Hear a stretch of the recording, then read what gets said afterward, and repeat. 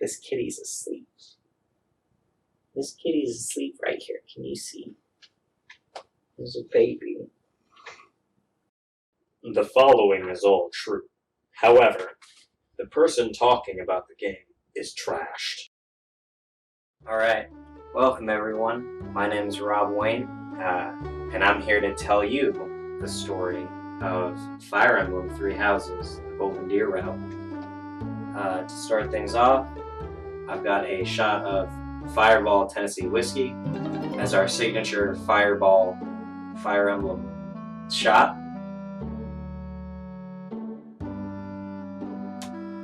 Alright, as the game starts, you play as Byleth.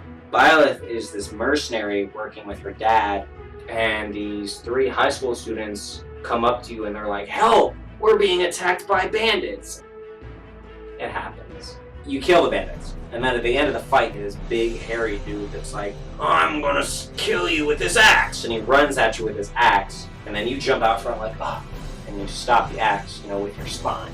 And then you step out of like space and time, and she's like, "What are you doing?" Spoiler alert, her name is Sophis. She's like, "Don't do that. Now I'm gonna have to use my power to turn back time.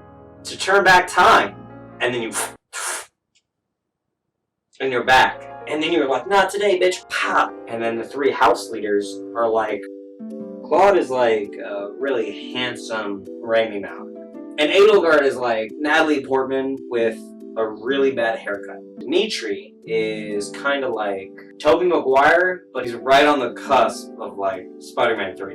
And then they're like, "Yeah, you have to like come back to our school and meet our people. Like, you're so great." But anyway, so you guys go back there and you meet this green woman, and Rhea's like, "Thank you so much for saving our students. I would have really gotten in trouble with their parents had they died." And you're like, "No problem." And then she's like, "Would you like to be a teacher?" And you're like, "No." So you do that. And then Rhea's like, "Hey, so you've known these students for like all of like 12 hours. Which ones are your favorites?" And at this point, it should be important to mention that there are basically three major factions in Phobia. The southwest, there's the Empire. To the north, there is the Holy Kingdom of Fargus. And then to the southeast, there is the Leicester Alliance. And in this video, obviously, you've picked Claude and the Golden Deer class. And then Rhea's like, "Hey, you guys are going on a mission to the Red Canyon, and you're there to investigate it. And you're there to investigate it." And you go there, and then when you're there, you get attacked. At the end of this battle, this mysterious person named the Flame Emperor appears. Next month, you learn about mainly crests, but to a lesser extent, the relics. And anyways, you find out that there's this assassination plot. And then throughout the month, your students are like, "Does anyone really want to assassinate Rhea?" So you get there. You get to the Holy Tomb, and then these bad guys show up. They're like, "We fooled them." And your guys are like, "Guess what, bitch?" And then the last guy is like, "I'm going to stop you with whatever I find in this tomb." And he holds up this sword. And the sword, like, doesn't do anything. And Byleth picks up the sword and she's like, "Oh shit, I can use this. I can use the hell out of this." And then you find out that the only other person who's been able to, like, do that whippy-doopy-doop thing is this guy named Nemesis. And Nemesis is, like, a bad guy. So everyone's like, "Hey, Byleth, why can you use a sword of creator?" But then, like, nobody ever talks about it. And then there's Tomas. And Tomas is like, "Not supposed to tell you, but here's all these books about it." And then Claude's like, next month, Flame is, like, gone. So they go down into this other catacomb, and they find the Flame Emperor, and then the Flame Emperor's bestie, who is named the Death Knight. They kick the shit out of both of them. And then right as they're killing them, they leave. And they realize that the Flame Emperor was there to steal crest stones. So the next month, that month's mission, is they just know that people are acting strangely. And there's some dudes who are like, "Ah, blood!" And then there's some dudes who are like, "Ah, help me!" And they say the villagers. So then you find out, like, there's this group of people who are, like, orchestrating all the shit that's been happening. And then you find out that Tomas, he's this evil dude with like a lot of eyeliner named Salome. You come back and Rhea's like, I guess I should tell you some things. And then she's like, anyway, so Sothis, the progenitor god, and you're like, hold up, that bitch that lives in my head? The progenitor god that gave me the power to turn back time? That's Sothis? And Rhea's like, yeah. Then next month your mission is they're like, hey, hold up, there's something weird going on in this chapel. And your dad's like, after this mission, I have something really important to tell you, so I really hope I don't die before this mission. So you go to the chapel, and then all of a sudden there's like giant monsters. And then you get there and you kill them all, and then this one girl whose name is Monica, she's a bad guy, and then she kills your dad. And then you turn back time to try to stop it, obviously. And then Solon appears, and he's like, Papa, and he kills your dad twice. But you've been back in time like once. You give it like a really good try, and then you're like, well, my dad is dead. And then you move on with your life, because you're an adult. After your dad dies, you're like, on this battlefield, like, oh damn, this shit is fucked up. Shit couldn't possibly get any worse. And then Solon is like, I really hate you, so I'm going to send you to the nether. I'm going to send you to the shadow realm. And then Sothis, the green woman, is like, hey, you're dumb. You're dumb for getting us into this situation, and I entirely blame you. And you're just like, sorry. And she's like, I'm going to have to fuse with you. And Violet is kind of like in Dragon Ball Z. And she's like, I'm not legally allowed to recognize what that means, but yes. And then you use your Sword of the Creator to like, cha-cha. And you just come back. And then your students are like, teacher, what? So that happens. And Rhea's like, you have green hair now, you can join the green hair club, and I'm going to tell you all the secrets. And you're like, all the secrets? And she's like, yeah, all the secrets. And she tells you like 60% of the secrets. And she just tells you like, yeah, you're going to go to the Holy Tomb, like I did. You're going to get revelation from the goddess Sothis, and literally nothing happens.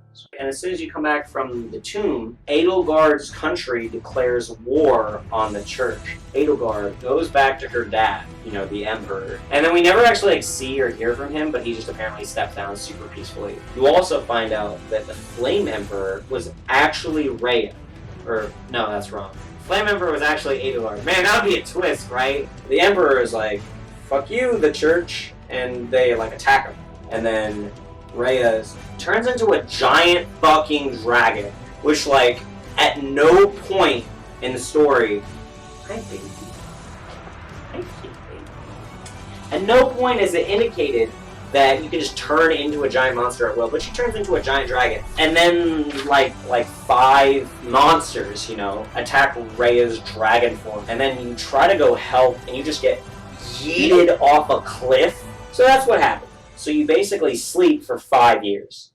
All these characters you've been like introduced to, and they all come back, and they're like, oh man, that really brings me back to that 1.5 years we just killed the fuck out of everybody. Ah man, we should do that again. And then Claude's like, alright, but hear me out. What if we did? And then they all just agree to do it, and like immediately, nobody backs out, and you basically amass like an army of like remains. The Empire knows that you've been amassing an army, and they're not pleased about it. They're not exactly pleased about it. So they're amassing an army, and they're sending an army of troops to come attack you, and then you just destroy them. But then you realize through some tactical espionage, Rhea got captured. So you guys are like, 1, save Rhea.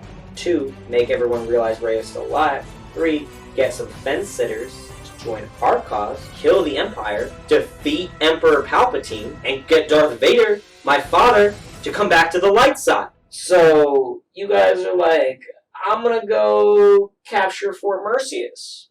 What's up? And the next spot they're looking for is the capital of the Empire. We go there and you just bank them in their own capital city. So that happens. And then you get this letter. They're just like, hey, so we had this whole plan about how we could like rid the world of crests, but we failed.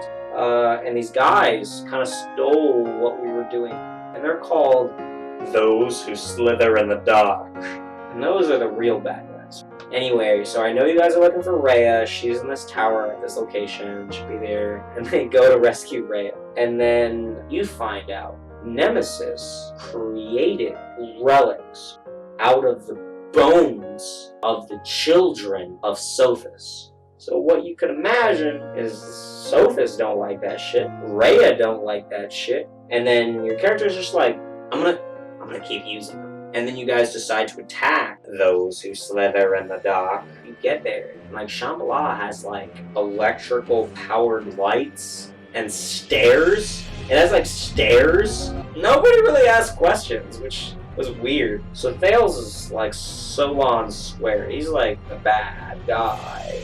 So you go there and you kill Thales, and you realize like, oh shit, Nemesis, he's still alive.